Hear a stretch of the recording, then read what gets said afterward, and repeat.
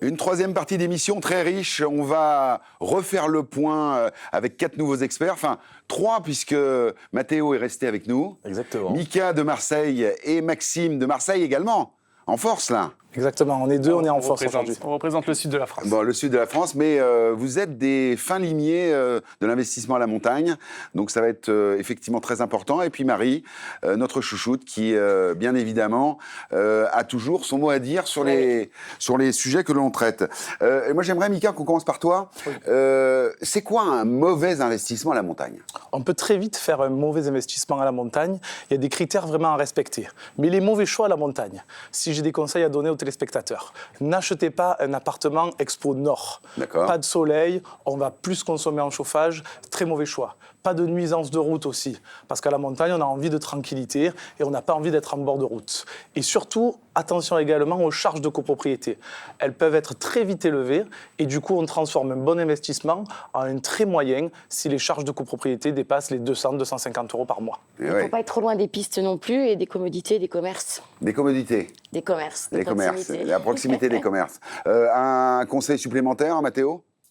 Effectivement, il va falloir vérifier s'il n'y a pas des travaux qui sont prévus dans la copropriété, que ce soit ravalement de façade, changement intégral du chauffage ou autre, parce que ça peut être des coûts qui peuvent très vite engendrer une rentabilité qui est bien moins élevée. Ouais. Bon, quelque chose à rajouter, Maxime ? Je pense qu'il faut être près des pistes, parce qu'on est en station. Ah voilà, c'est ça. Et pas forcément, hein, j'ai l'impression. Hein. Mais en fait, près des pistes, c'est un choix personnel de l'utilisation soit d'une résidence secondaire, soit d'un vrai investissement à la montagne.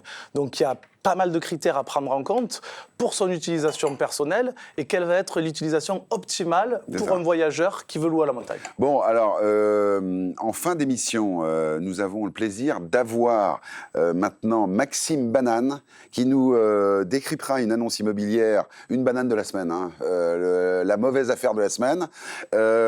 Donc on est très heureux qu'il soit avec nous, c'est toujours un petit moment de détente. Mais vous le savez, cette partie est consacrée à vos questions et nos experts y répondent. La première tout de suite.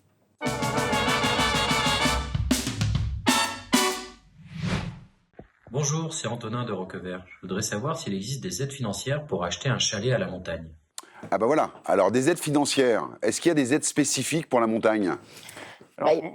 Oui, on ne va pas avoir des aides spécifiques pour la montagne. En revanche, on va avoir des aides pour améliorer la performance énergétique d'un chalet, comme la Prive Rénov' par exemple. Oui. Les mairies au niveau local peuvent prévoir des choses, donc il faut vraiment se rapprocher des D'accord, donc c'est pas pour acheter. C'est-à-dire que c'est une fois qu'on a acheté, on peut améliorer la qualité du logement. Pour acheter, on n'a pas d'aide particulière, sauf si... mais on va avoir les aides spécifiques, prêt à taux zéro. Oui, donc rien de nouveau. Non, rien de nouveau. Mais par contre, on peut demander à notre banque un prêt travaux lié à des travaux d'isolation de la montagne. Et là, peut-être avoir des aides spécifiques liées à ça. D'accord. Il peut y avoir des subventions locales aussi pour essayer de repeupler justement les stations qui sont désertées. Ah oui. Alors on fait comment pour se renseigner là-dessus justement ? Auprès de la mairie. Auprès de la mairie. Il y a le site de l'ANIL qui nous renseigne bien également, donc il faut se connecter à ANIL. Et enfin, on a le prêt avance mutation. Ça, c'est pour les téléspectateurs qui n'auront pas en fait de capacité de rembourser mensuellement en fait un prêt. C'est un prêt qui est accordé, remboursé à la vente du bien ou à la succession. Donc c'est quelque chose qui peut vraiment permettre de faire des travaux. L'ANIL. Alors ça, c'est l'ANIL qui va nous permettre de nous renseigner sur les différents dispositifs, mais ce prêt-là, votre banquier est capable de vous le proposer. Pour les aides, ce qu'il faut faire attention aussi, c'est que suivant les aides, c'est uniquement dédié à la résidence principale. Ouais. Donc si c'est pour de l'investissement, il va falloir regarder, je pense notamment à ma prime rénov, qui est uniquement pour les résidences principales. Donc il faudra regarder en fonction de si on veut faire un investissement ou si on veut vivre à la montagne. Mais les subventions locales sont uniquement pour des RP. Exactement. Deuxième question. Bonjour, je suis Christophe de Marseille. J'aimerais connaître les frais à prévoir pour une maison à 1500 mètres d'altitude. Ah bah voilà, alors là on en a un peu parlé, mais moi j'aimerais qu'on rentre dans le détail des chiffres. Mathéo, combien ça coûte d'entretenir une maison à 1500 mètres d'altitude ? On va avoir des coûts plus importants parce qu'on a des écarts de température qui sont plus gros.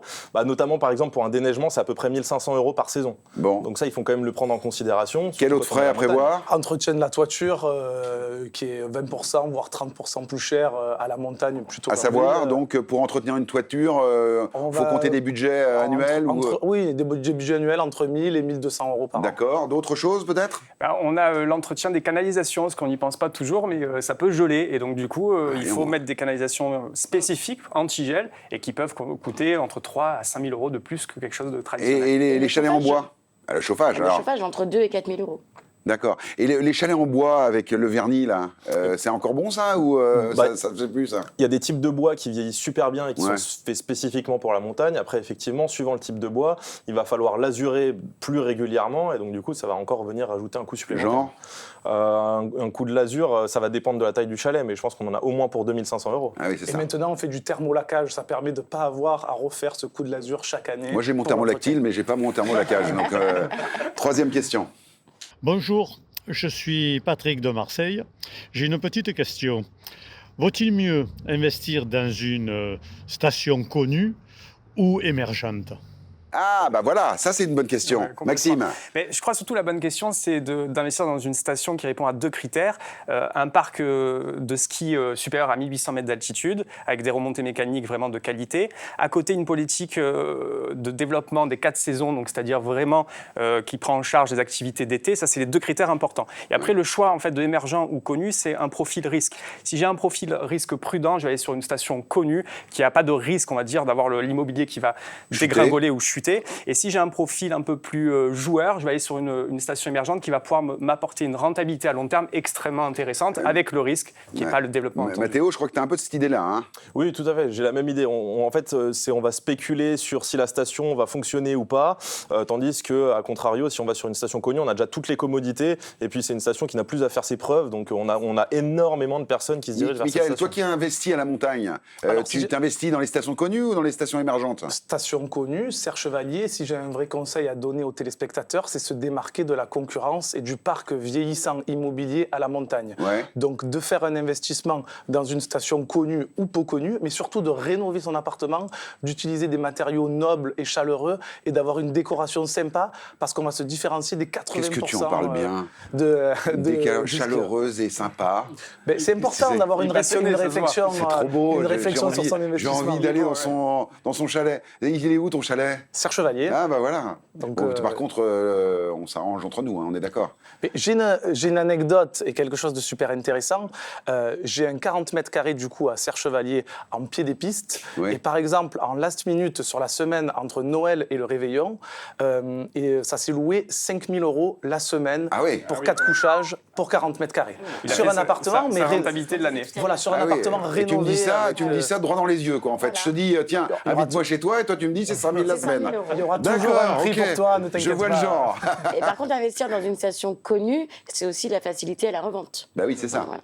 Ah oui, Là, mais la ça, c'est notoriété. valable pour tout Ouais. investissement immobilier, c'est clair. La liquidité est importante, encore plus à la montagne, de faire un investissement qui pourrait se revendre rapidement et potentiellement plus cher parce qu'à la montagne, ça prend de la Mais valeur. Risoul, Les Ors, etc., c'est quand même des stations qui sont quand même un peu connues, qui ont commencé à avoir le vent en poupe, qui font pas mal de choses. Moi, je serais plutôt d'avis d'aller investir là-dedans, moi. Oui, mais c'est des stations qui sont pour moi connues aujourd'hui. La phase vraiment de émergente, ça y est, elle a été dépassée, on y est. Risoul rénove son parc de remontées mécaniques. Les Ors a une politique 4 saisons excellente avec des pistes VTT vraiment de très Bah bonne oui, qualité. c'est ça. Et donc là, on a un prix Ah, au on mètre est dans carré tes critères. entre 3 500 et 4 500 mètres carrés. 4 500 € le mètre carré, on peut faire de très belles choses. Bon, il y a des innovations qui arrivent, notamment en termes de chauffage intelligent, mais Mathéo, tu me parlais d'une astuce qui a le vent en poupe. Hein. Exactement. Il y a eu des essais qui ont été faits sur ce qu'on appelle le snow farming. Ouais. Donc en fait, c'est le fait de recouvrir la neige par des bâches étanches ou des copeaux de bois, ce qui permettrait de conserver cette neige et de perdre que de 13 à 50% de la neige et de pouvoir réutiliser cette neige pour l'année d'après en ouvrant les stations en début novembre, donc beaucoup plus tôt que prévu. Ouais, économiser la neige. Exactement. Mais Donc c'est excellent. l'investissement à la montagne, je confirme, gagne, hein. très bonne qualité. Bon, je vous l'avais annoncé, Effectivement. les amis, hein, vous avez été extrêmement précis, extrêmement pertinent. Nos téléspectateurs peuvent vous pouvez nous envoyer vos questions à Proprio à tout prix, et nos experts y répondent très brillamment. Un autre garçon très brillant, c'est notre nouveau chroniqueur Maxime Banane, qui s'amuse à décortiquer les annonces sur Internet. Il cartonne sur les réseaux.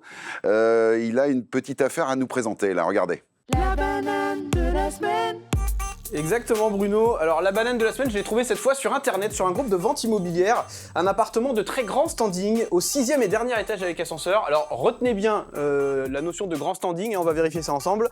Donc 60 mètres carrés réels au sol avec 46 mètres carrés loi Carrez. On commence déjà à sentir la banane qui arrive. Hein. On se retrouve à 18 300 € du mètre carré et puis le propriétaire n'est pas au courant qu'on peut vérifier évidemment le prix par mètre carré de chaque immeuble à Paris.